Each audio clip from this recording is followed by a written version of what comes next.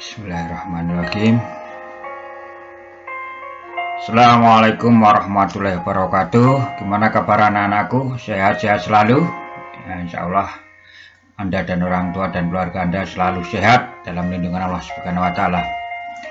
Anak-anak, materi kita adalah tentang tanah, masih terusan dalam kompetisi dasar 3.1 tentang dinamika di taswir dan dampaknya terhadap kehidupan.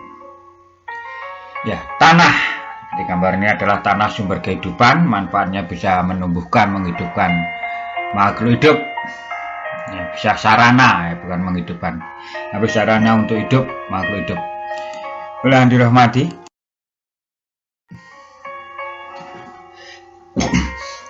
faktor yang mempengaruhi pembentukan tanah, yang pertama adalah variasi penyusun tanah yang mempengaruhi pembentukan agregat tanah serta kemenempatan yang terbentuk. Bisa Anda lihat dalam gambar ini. Insect ini adalah serangga, plant roof ini adalah rumput, fungi jamur, mikroba, kemudian hewan-hewan pembentuk tanah. Kedua adalah bahan pengikat setelah mengalami pencucian. Contohnya adalah seperti gambarnya adalah yang mengikat, ini adalah cacing, ya, tanaman. Ya. Ketiga adalah tanaman pada suatu wilayah yang dapat membentuk pembentukan agregat yang mantap, ya, dibantu dengan cacing tanah. Keempat adalah organisme tanah yang dapat mempercepat terbentuknya agregat.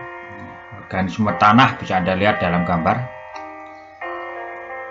Waktu menentukan semua faktor tanah berjalan dari hari ke hari, bulan ke bulan, tahun ke tahun. Iklim mempengaruhi terhadap proses pengeringan, pembasahan, pembekuan, dan pencairan. Anda lihat gambar, ya. Kalau ada sinar matahari, otomatis akan terjadi pengeringan. Yang dulunya subur, tanahnya banyak tumbuhan, bisa kering. Kemudian hujan bisa membasahi tanah yang kering.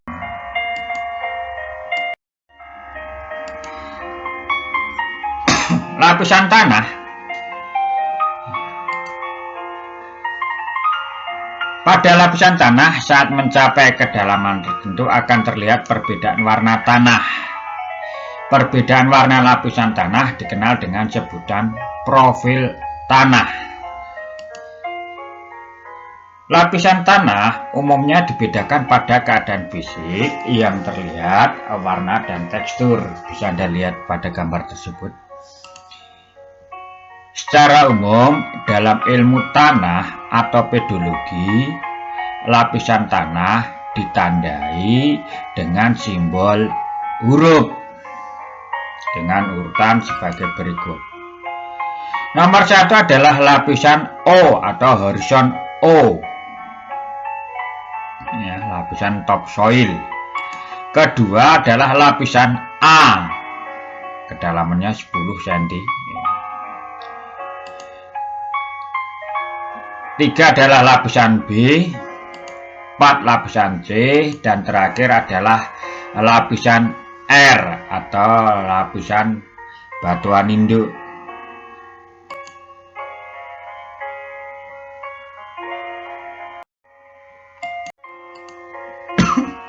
Jenis tanah dibedakan menjadi tanah muda atau tanah yang baru terbentuk saat masih dicirikan oleh adanya lapisan bahan induk atau lapisan R. Tanah dewasa adalah tanah yang mengalami proses yang lebih lanjut dari tanah muda sehingga sudah terbentuk horizon B. Tanah tua adalah tanah yang mengalami proses lebih lanjut sehingga sudah terbentuk lapisan-lapisan lain sebagai perubahan dari horizon A dan horizon B. Tanah tua ini sudah tanah yang merupakan tanah yang tidak produktif. Kalau tanah yang masih produktif biasanya berbentuk pada tanah muda dan tanah dewasa. Sifat tanah Yang pertama menunjukkan sifat fisik tanah. Yang sifat fisik tanah tersebut terdiri dari A. Tekstur tanah, dan tingkat kehalusan tanah. B. Struktur tanah adalah gumpalan-gumpalan kecil dari tanah akibat melekatnya butir-butir tanah. Konsistensi tanah adalah daya adhesi kohesi partikel tanah dengan benda lain. D. Warna tanah merupakan ciri fisik tanah yang mudah diamati sehingga dilihat sifat tanah.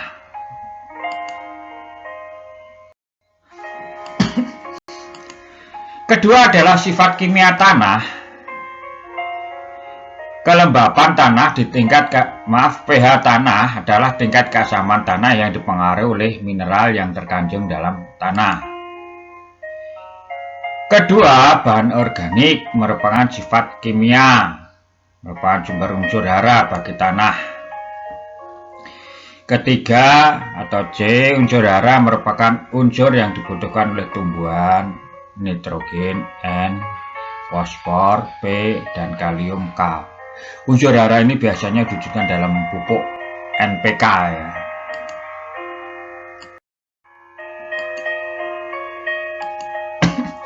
Persebaran jenis tanah. Pertama, tanah organik berasal dari akumulasi sisa-sisa vegetasi telah mengalami humifikasi, tetapi belum mengalami mineralisasi.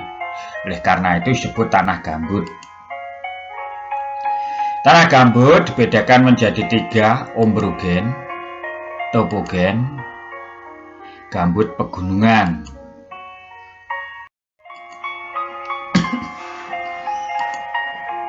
Dua, jenis tanah diferensiasi horizon. Contohnya adalah tanah litosol, tanah muda sehingga bahan induknya sangat dangkal. Ini paling banyak terdapat di daerah Jawa Tengah, Jawa Timur, Madura, Nusa Tenggara, dan Maluku Selatan. Seterusnya adalah tanah aluvial. Umumnya menghasilkan produksi padi seperti di Karawang, Indramayu, Delta Brantas. Aluvial terdapat di daerah sekitaran sungai. Tanah regosol yang belum menunjukkan diferensi horizon. Tanah merah terbentuk dari batuan beku, sedimen, malian, dan iklim agak kering sampai basah. Contohnya tanah merah ini, gambar ini. Ya. Ini adalah gambar seterusnya adalah tanah andosol. Tanah andosol adalah tanah yang berwarna hitam, kelam, mengandung bahan organik, dan lempung tipe amorf.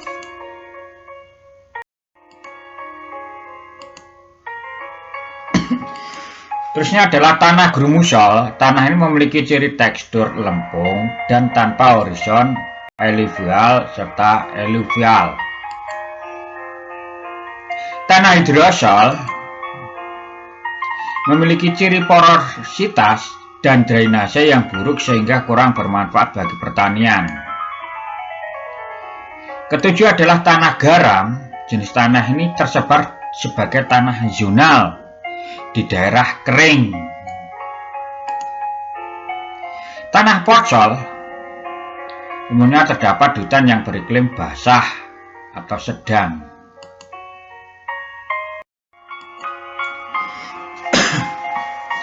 Pemanfaatan dan konservasi tanah. Pertama, untuk lahan potensial, dari sejauh mana tanah mampu bermanfaat secara optimal bagi kehidupan. Daerah pegunungan, daerah dataran rendah. Pegunungan cocok untuk sayur, dataran rendah untuk tanaman padi, kelapa. Daerah pantai cocok untuk daerah buah-buahan ya, semangka. Lahan kritis adalah lahan yang kemampuan produksinya sangat kurang, seperti daerah pegunungan, daerah Gunung Kidul gitu. Daerah dataran rendah juga ada yang kurang bagus apabila tanahnya mengandung garam. Ketiga adalah daerah pantai. Ini pun juga ada yang tidak subur.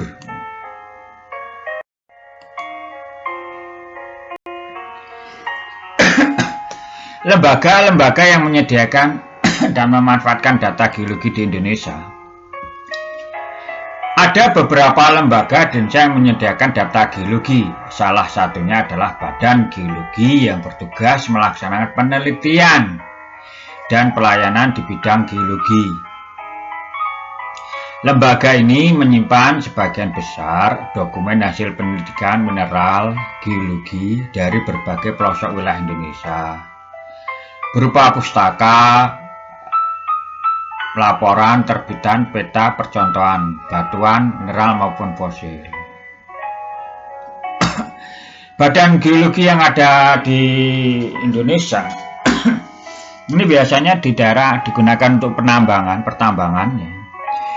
Lanjutnya kalau untuk pendidikan ini terletak di daerah Karangsambung, Badan Penelitian Geologi Karangsambung, Kebumen, Jawa Tengah. Terus kemudian data geologi yang lainnya di daerah Klaten itu adalah Museum Geologi Universitas Gadjah Mada yang terletak di Kecamatan Bayat, Kabupaten Klaten, Provinsi Jawa Tengah. Kemudian semakin berkembang didirikanlah monumen-monumen kars yang ada di Gunung Kidul, Kecamatan Tepus, Provinsi Daerah Istimewa Yogyakarta, dan Museum Kars yang ada di daerah Wonogiri.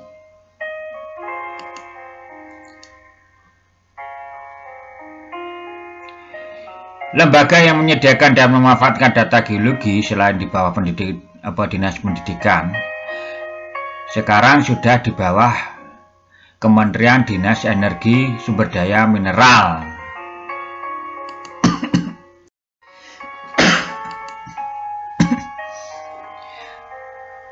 Terima kasih Anda telah mempelajari tanah bersama saya. Anda bisa menggali misalnya lapisan tanah O, A, B, C, dan R. Silakan Anda kerjakan. Apa yang terdiri dari misalnya lapisan O terdiri teksturnya apa, warnanya apa, agregatnya apa. Silakan Anda kerjakan, kumpulkan di Google Classroom. Saya ulang sekali lagi, yang pertama tadi tugasnya adalah horizon O, A, B, C, dan R. Itu silakan Anda cari warna, tekstur, atau dengan kata lain sifat tanah, misalnya kimia, fisik, dan lain sebagainya. Dan tugas yang kedua, coba Anda foto tanah di sekitar Anda, kemudian Anda klasifikasikan jenis tanah tersebut. Silakan dikerjakan, dikumpulkan pada Google Classroom.